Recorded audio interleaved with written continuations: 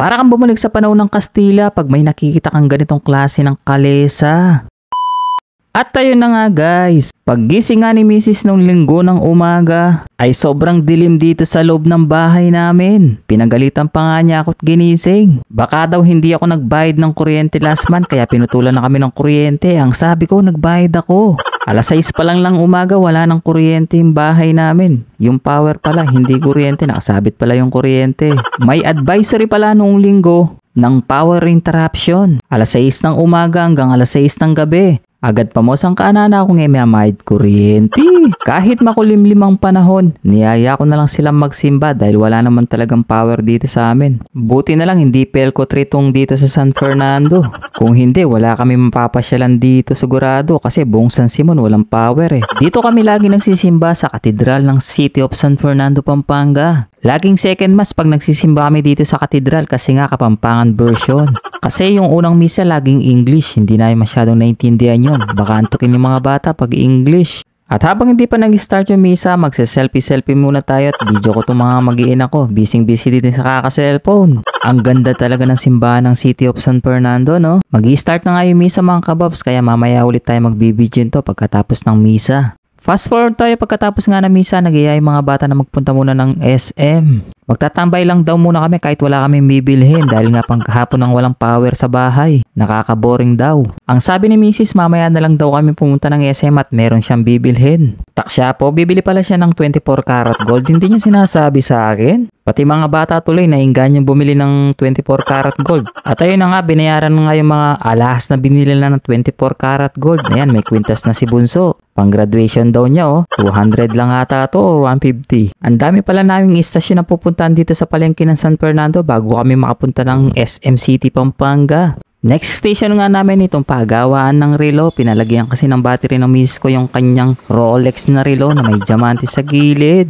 Tawa nga ng tao si kuya nung sinabi ko sa kanyang ingatan niya yung relo ng aking misis dahil panong-panong mahoma tong relo niya. Sa lahat na may diamanting relo, hindi pwedeng isang la. Taksya po. Pagkatapos namin ipagawa yung kanyang relo, pupunta daw kami sa Artista Salon, yung sikat na salon dito sa San Fernando, Pampanga. Magpapagupit pala si misis para daw magmukha siyang artista pagdating ng graduation ng aming bunso. At bago nga yan, bumili muna kami ng Mr. Donut para kainin ng mga bata habang nagpapagupit si misis para hindi sila mainip. Siya po, si Eleanor nga duwaya ako, ako Seli. Pagkatapos nga ng 3 tumbling lang, nandito na kami sa Artista Salon. Siguro pag nagpaayos ka ng buhok dito or nagpagupit, paglabas mo artista ka na, no? Artista Salon kasi yung pangalan eh. At nag-bless na nga yung mga bata sa ninang nila na mukhang artista talaga. At yun na nga si Mrs. nagpapagupit na doon sa loob.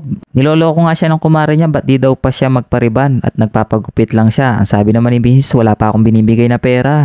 Kasalanan ko patuloy. Ayan na nga, natapos na si Mrs. sa pagpapagupit ng kanyang buhok. 100 pesos lang naman pala to. Yakang-yaka mo na yan. At bago nga kayo makapunta sa amin sa sakyan, nadaanan na miss ko yung favorite niyang kinakain, yung Japanese cake. Ang sabi ko sa kanya, magtayo na lang siya ng sarili niyang branch ng ganito para hindi na siya bumibili pa. Favorite naman niya pala to. At nung malapit na kami sa SM City, Pampanga, hindi namin nakalain na pupunta rin pala yung kanilang bunsong kapatid sa SM dahil wala din kuryente sa kanila. Ayan sila nakakolong-kolong pa Bubusinahan natin sila, tingnan natin kung ano reaction nila.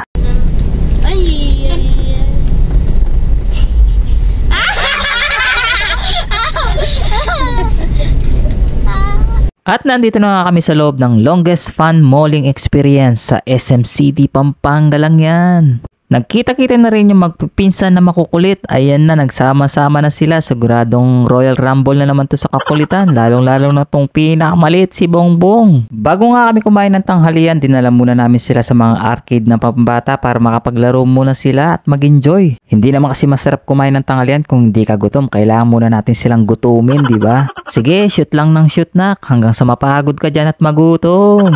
Habang naglalaro sila, nakita ko tong collectors na to. Yan yung slam dunk collectors ng mga player ng Shuhoku. Relate ka sigurado dyan kung batang 90s ka. Kaway-kaway dyan, batang 90s. Ang di ko lang makita dito, si Sakuragi. Wala si Sakuragi dito. Yung panganay naman namin, nakita niyo itong Waki Studio. Sikat na sikat daw itong nakikita niya sa Facebook. Ayan, gusto niyang gayahin to. Ang presyo pala dito is nasa 200 hanggang 250 pesos. At yun na nga, pumili sila ng aking misis ng kanilang props na gagamitin. Syempre, hindi naman kami magpapatalo ng aking bunso. Kailangan meron din kaming ganyan. Aba, kailang ba dapat? Syempre hindi, di ba? At dumating na nga dito yung dalawang Majin Buu. Naghahanap sila ng mga props na gagamitin nila. Ayan na silang dalawa. At nung ready na nga sila at makapili na sila ng kanilang props na gagamitin, eto na nga't nagpicture-picture na kami sa loob. Tignan nyo guys.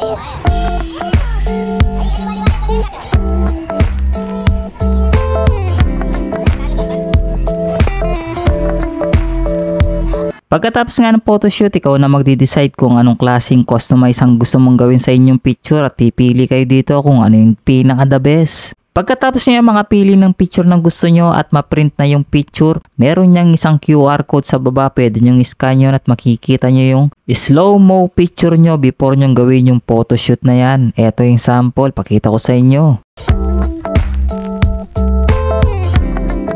Pagkatapos nga ng wacky picture namin, nagutom na rin yung mga bata kaya kailangan na namin mamili kung saan kami kakain. Kaya tara, samahin nyo kami maglibot muna ng makakainan natin. Bago nga kami makakainan namin, sinabihan ko si Mrs. na mag-ipon-ipon na siya para sa birthday ko dahil ito yung gusto ko regalo ko. Taksya po, kabira-bira, sabihan na ka na, kumpisan ko na kanong mamalimos. O siya, tara, samahan nyo muna kami maganap ng makakainan namin.